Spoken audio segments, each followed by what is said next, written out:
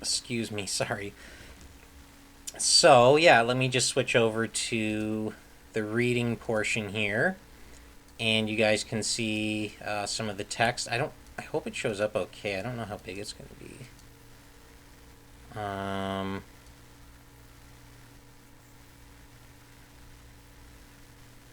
yeah, I'll leave that there. So, yeah, as you can see, we have Wikipedia, the, uh, the authority for everything intellectual these days. So don't take this too seriously. This is just going through um, some stuff that I think is relevant. I think most of this is pretty well researched, and it shouldn't be too crazy. But if anybody knows any corrections or wants to contribute anything to the lesson, feel free to. Otherwise, I'm just gonna kind of start, and we'll make our way through the history of trans people, transgender, um, that's trans men and trans women. So yeah, so we're just gonna have at it. So a couple. Um, what else was I gonna say real quick as I go through this?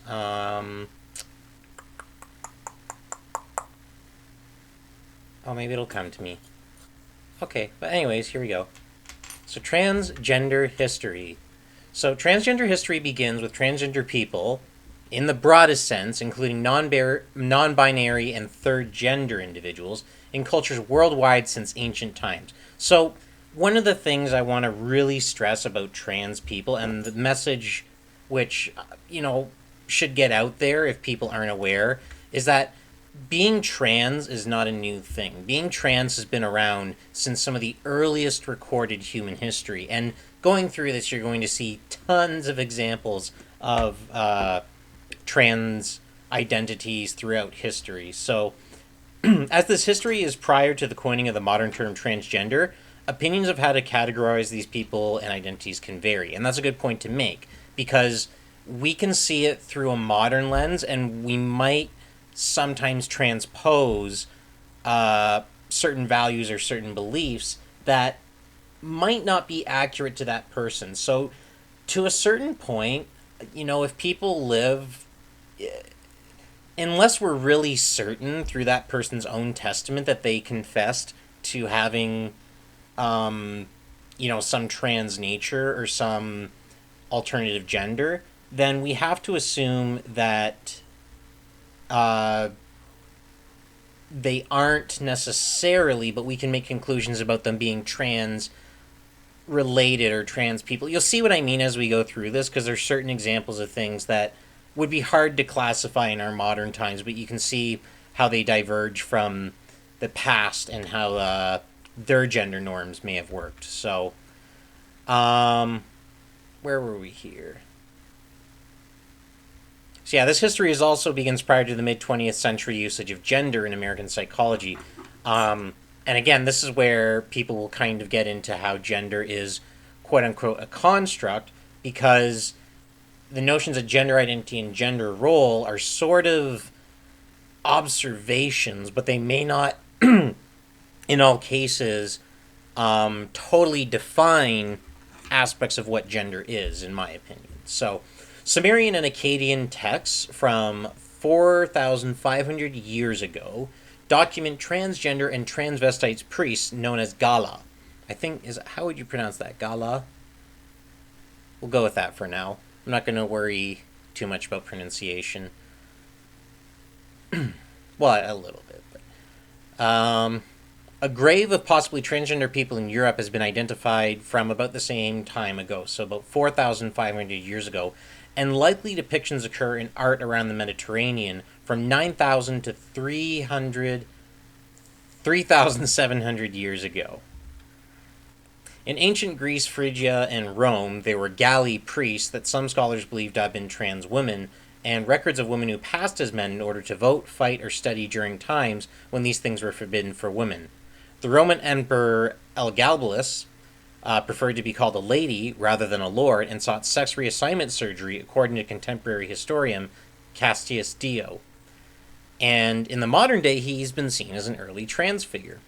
Hijras on the Indian continent and Kathuis in Thailand have formed trans feminine third gender social and spiritual communities since ancient times, with their presence documented for thousands of years in texts, which also mention trans male figures. So, again, we're seeing already throughout the world there's different trans expressions, and it's really not that uncommon. Not at all.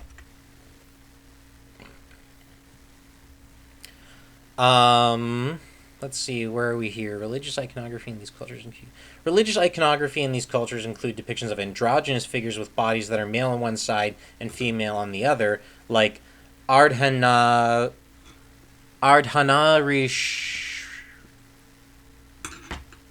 Ardhanarishvara. Aharanishvara. So yeah, I think, is it showing kind of a picture preview there? Okay, yeah, it does. So you can kind of see that double-sided yin-yang type of personality face. Today, at least 500,000 Hijras live in India and another 500,000 in Bangladesh, legally recognized as third gender, and many trans people are accepted in Thailand. In Arabia, Kenneth today, like the early Mukhanatum, fulfill a third gender role attested since the 600s. In Africa, many societies have traditional role for trans women and trans men, some of which survive in the modern era amid recent widespread hostility. In the Americas, prior to European colonization, as well as in some contemporary North American indigenous cultures, their social and ceremonial roles for third gender people are those whose gender expression transforms, such as Navajo Nadlihi or Zuni Lehamana. Actually, that's sort of something that I relate to myself, because we'll probably discuss it if we get to the history of trans people in North America. Oh, Asumi, sorry I'm late, Professor. Please don't hit me unless that's what you're into. Ooh, maybe I might have to hit you. Ooh, I don't know. Stay after class and we'll find out. No, I'm not a violent physical person. I don't like to hit people. Unless it's mutual or something. I don't know. That's probably getting too that's too much for trying to keep this history class professional. Let's see here.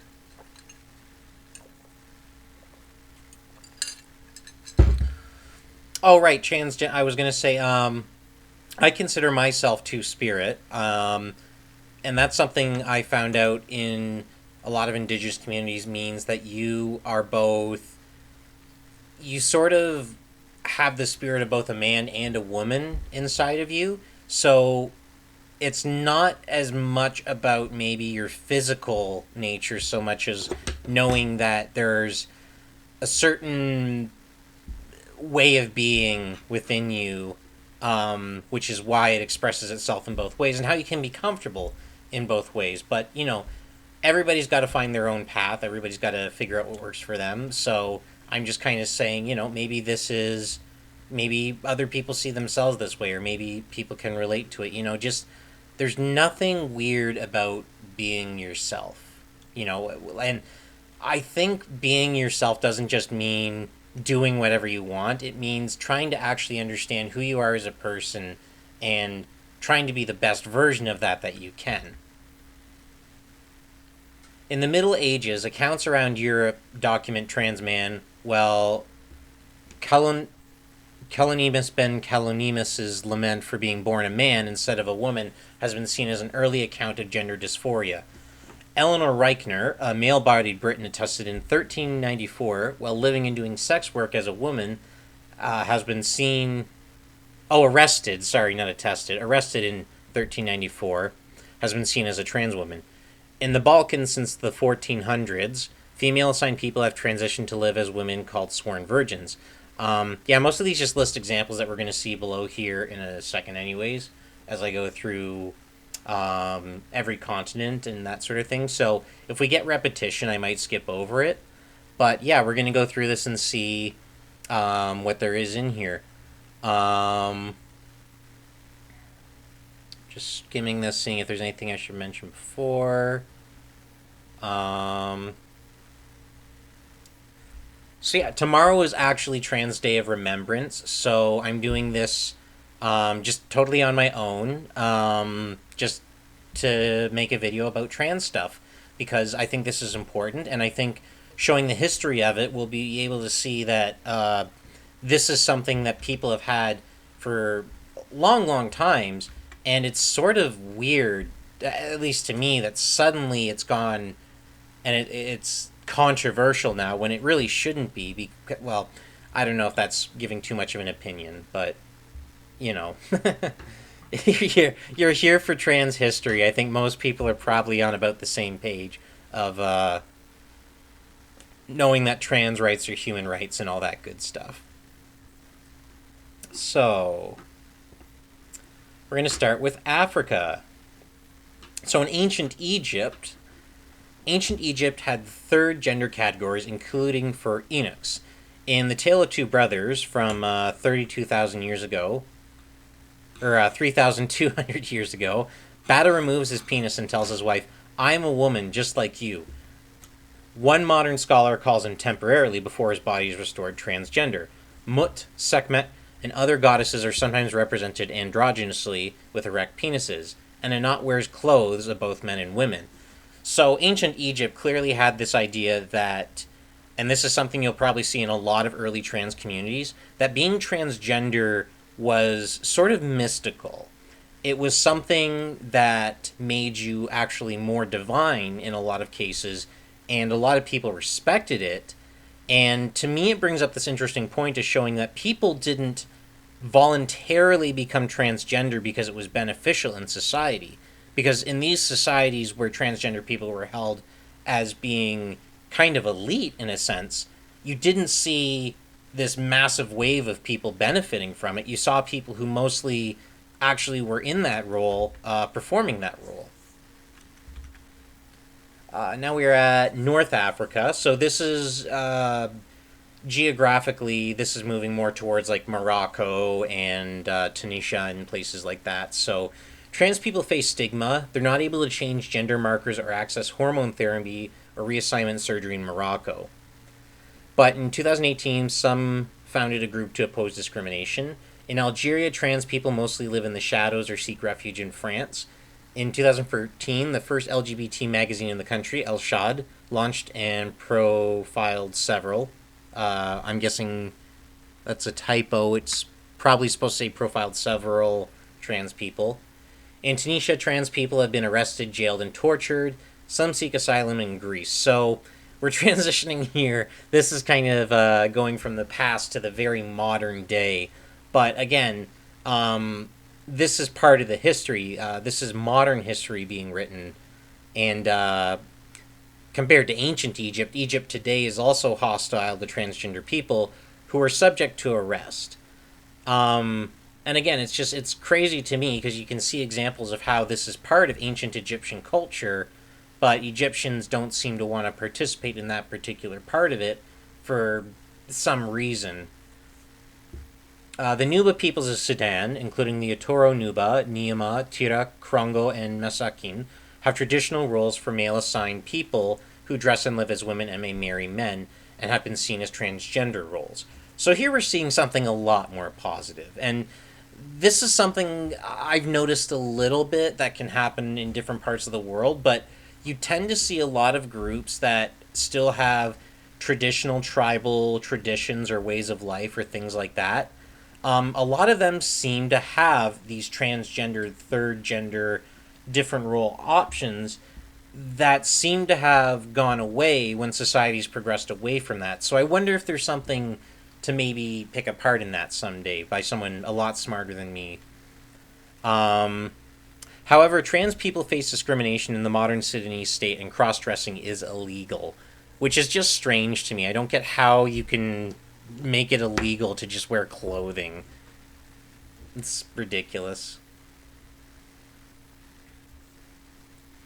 West Africa. By the modern period, the Igbo, like many peoples, had gender and transgender roles, including for females who take on male status and marry women.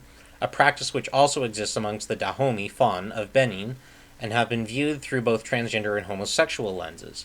Anthropologist John McCall documented a female assigned Ohafia Igbo named Nine Uko Umaawe, who dressed and behaved as a boy since childhood, joined men's groups, and was a husband to 2 wives.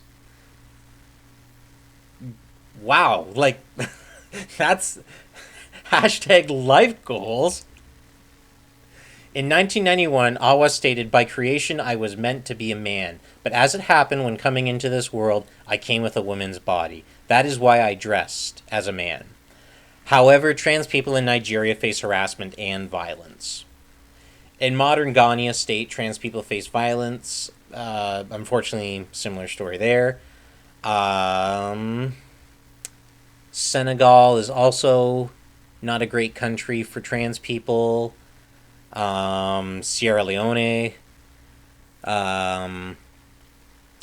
Transphobia is rampant in modern Mali, and trans women are often beaten in the streets. In Liberia, sexual minorities have long been part of society, founded by the Transgender Network of Liberia in 2014, and hold an annual pageant to mark the Trans Day of Remembrance, but they also face harassment. So again, tomorrow is the Trans Day of Remembrance, and I'm going through this so that we can appreciate, maybe you live in a place where you are so fortunate that growing up gay or trans or whatever was never an issue. And that's so wonderful that parts of the world have progressed to that part where people can just be themselves. Because that's all it is. It's just being yourself. It's not trying to force anything on anybody. It's just being comfortable being who you were born to be, in a sense, or you're discovering you want to be, but yeah, a lot of these places, you see some places have a lot of hope, but a lot of places that are destabilized, and I won't get too into it, but a lot of these countries have a strong they want to be like Europe, shall we say, and they believe the way to do that is to practice discrimination against gay people, which is weird because Europe has moved away from that, but these people are still kind of following this old idea of, like, heteronormative Europe, which is kind of what came in, like, during the colonial era and established so many social norms and overwrote traditional stuff. So there's a real tragedy in that, I think.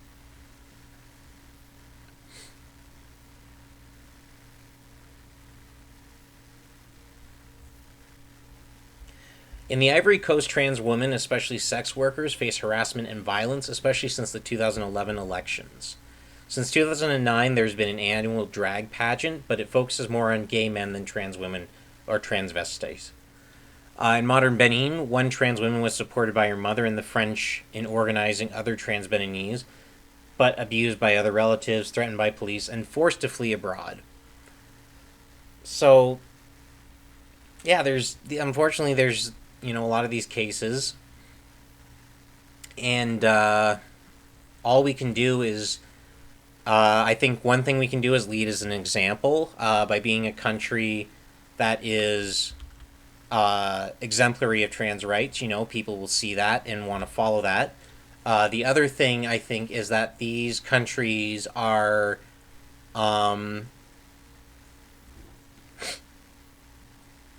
I think they're catching up. I think they are moving in this direction, but they have been so culturally destroyed that they have to basically go through what so many other cultures that have been similarly remolded to fit this social conservative idea of gender, where it doesn't belong.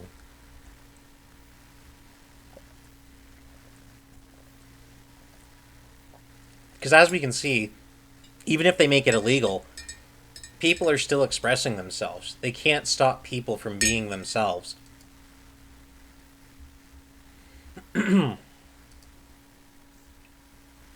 Sorry, I just gotta check some messages here.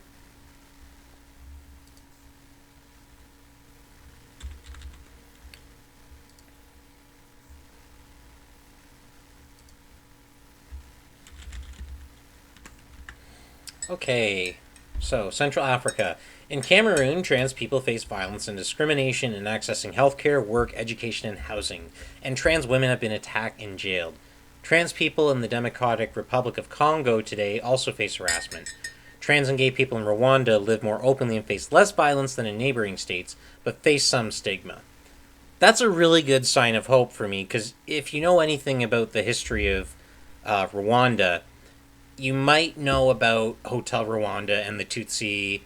Uh, what was that? Trying to remember what both sides of it was. It was the Tutsi and the I forget. But yeah, it was a pretty bad genocide, and as a result, people afterwards really wanted to rebuild the country and try and avoid things that led up to that situation. So, I see a lot of stuff nowadays about Rwanda, and they've really, I think, come a long way, and are going to continue to develop and amaze everyone with what they can be as a country.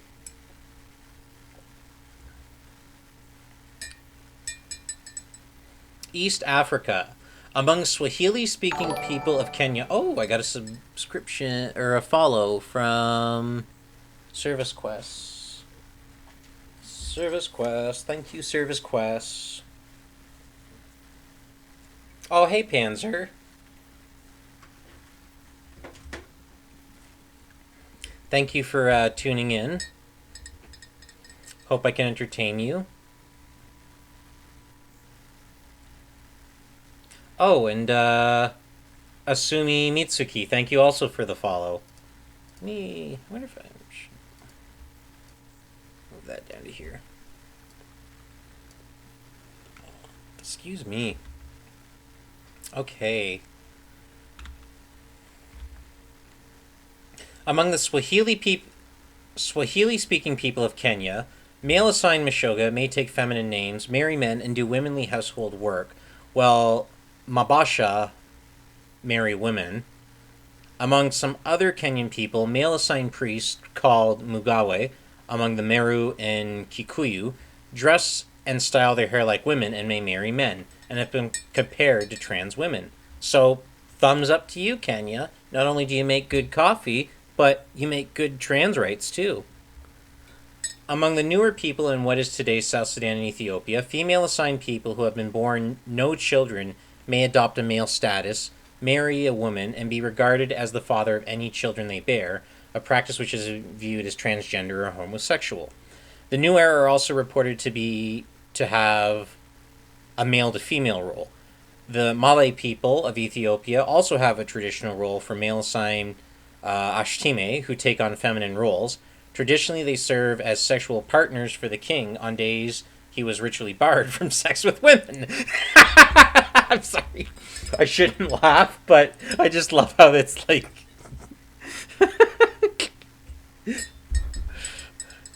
That's his workaround for it. Like, oh, I can't have sex with women, but femboys is okay. Excuse me. That's why I have water. Severuskes. Did the Greeks have femboys? Yes, they did. We're going to get to them. So we're going through most of the world right now, and we're just in Africa. So, where were we here? The Amhara people of Ethiopia stigmatize male-assigned people in their communities who adopt feminine dress.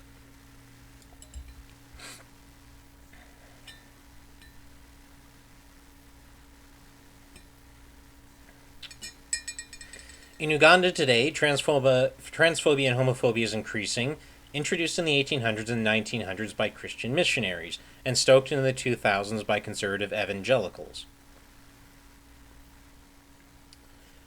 Trans people are now often kicked out of their families and denied work and face discrimination in accessing health care, though trans men are trying to challenge such transphobia and sexist gender roles. Traditionally, Ugandan peoples were largely accepting of trans and gay people. The Longo people accepted trans women. Male-assigned people called Joe Apele or Joe Aboich were believed to have been transformed at conception into women by the androgyny deity Jock. who adopted women's names, dress, and face decorations, grew their hair long, simulated menstruation, and could marry men, as did the Karamojong and Teso, and the Lugbara people had roles for both trans women, Okule, and trans men, Agule. So again, it's so sad to see that a lot of these cultures were tolerant, and then people came in and made them quote unquote civilized and taught them, hey, you guys want to be normal, don't you? Well, you better start hating trans people. Don't actually. I'm being sarcastic there. I'm making fun of colonialists. In Madagascar, the U.S. State Department reported that in 2011, sexual orientation and gender identity were not widely discussed, and attitudes ranged from tacit acceptance to violent rejection, particularly of transgender sex workers. In the early 2000s, Baluchabat Rasolana became one of the first publicly out trans women and faced discrimination, but was supported by her mother, go mom, and over time, much of the LGBT community remains underground.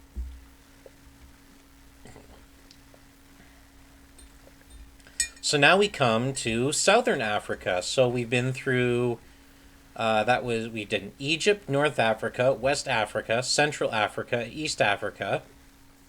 And then after that we'll be into the Americas. So yeah, we're almost done Africa here. So in Southern Africa, we have the traditional Bantu third genders.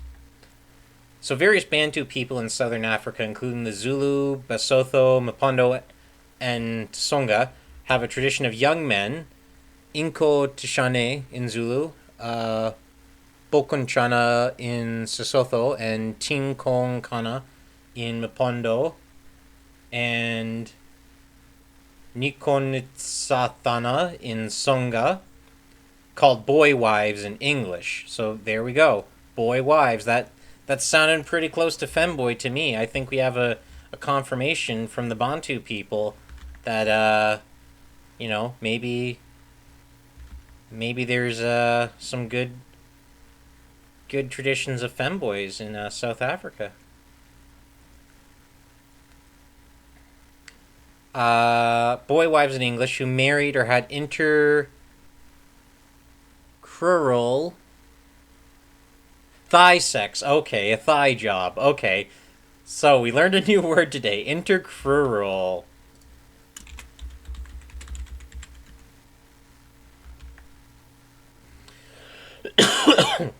Or anal sex with older men, and sometimes dressed as women, wore breasts, prostheses, did not grow beards, and did women's work. These relationships became common among South African miners and continued into the 1950s, and while often interpreted as homosexual, boy wives are sometimes seen as transgender.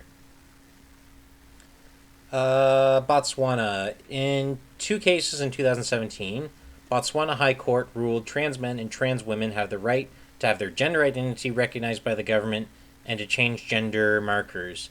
The court said the registrar's refusal to change a marker was unreasonable and violated the person's right to dignity, privacy, freedom of expression, equal protection of the law, freedom from discrimination, and freedom from inhumane and degrading treatment. So, have the right to have their gender identity recognized by... Oh, okay, so that's good.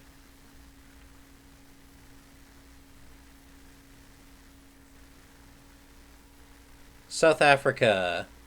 From the 1960s and 1980s, the South African Defense Force forced some white, gay, and lesbian soldiers to have sex reassignment surgery. Ugh, good job, South Africa. Since March 2014, trans and intersex people are allowed to change their legal sex. Good job, South Africa. After medical treatments such as hormone replacement therapy. Several labor court rulings have found against employers that mistreated employees who transitioned. There we go. There's some progress. That's great to see. So, now we come to the Americas. America. My home. Hey. So, Does anybody have any questions before we go any further? If you have any questions, feel free to ask in the chat. I will answer them as best I can. Otherwise, I will carry on, and we will keep going. Where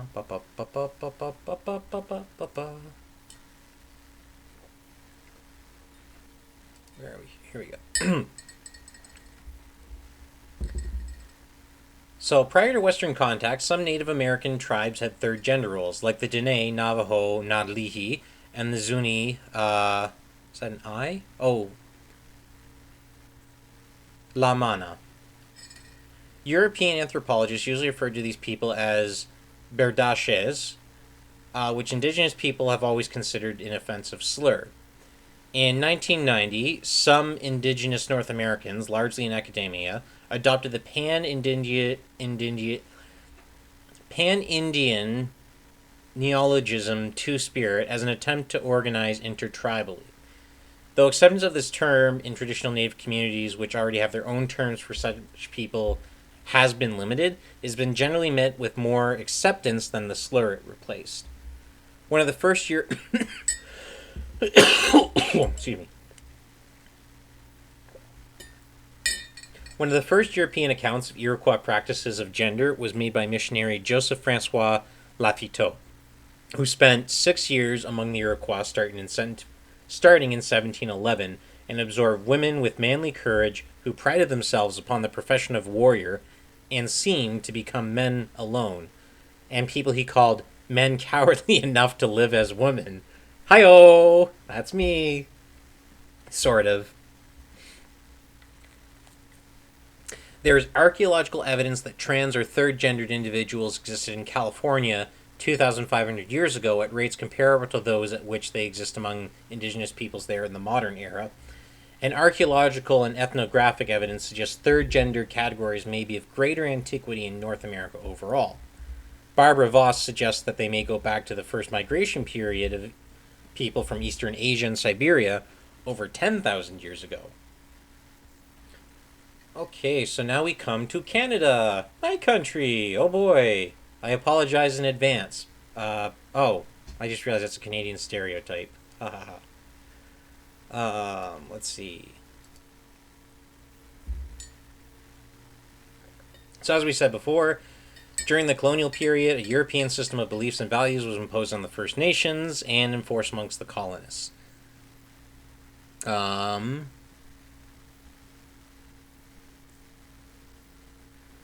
1970, Diana Boileau underwent sex reassignment surgery at Toronto General Hospital, becoming possibly the first in Canada to do so. Over the following 2 years, Boileau shared her story with a number of press outlets and published a 1972 memoir, Behold, I Am a Woman, before retreating from the public eye.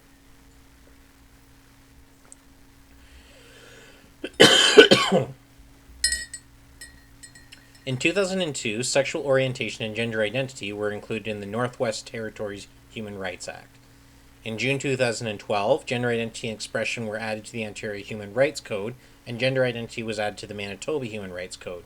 In December 2012, Nova Scotia added gender identity and expression to the list of things explicitly protected from harassment in that province's Human Rights Act.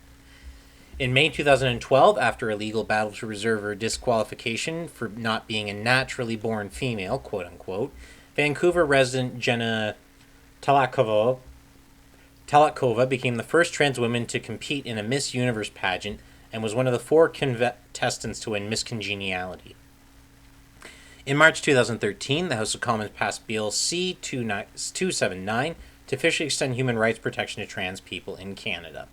Trans rights are human rights. In February 2015, the Senate of Canada amended the bill in ways that were criticized as transphobic. Unfortunately, probably, I'll have to look into that, but it wouldn't surprise me.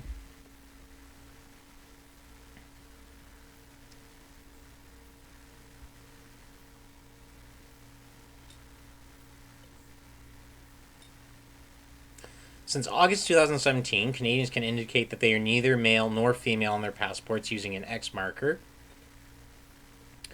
In January 2018, Canadians Women Hockey League player Jessica Platt came out, the first trans woman to come out in North American professional hockey. All right, Haiti. In 1791, early in the Haitian Revolution, a black planter who had been raised as a boy led an uprising in southern Haiti under the name Romaine la Prophétesse, Romaine the Prophetess. Romaine dressed like a woman and spoke of being possessed by a female spirit, may have been transgender or gender fluid, and has been compared to the transgender feminine religious figures of West Africa, the area many black Haitians descended from.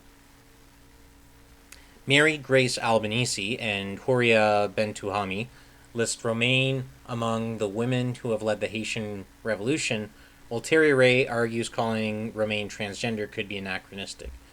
Romaine has been compared to Kimpa Vita, who professed to be an incarnation of a male Catholic saint.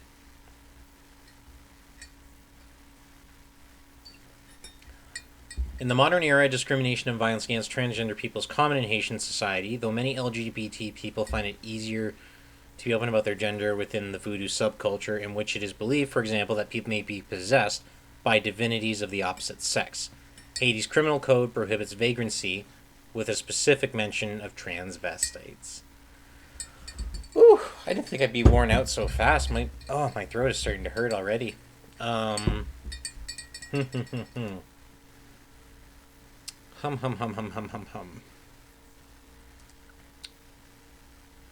Where are we here? So we're here. Gotta get down to here.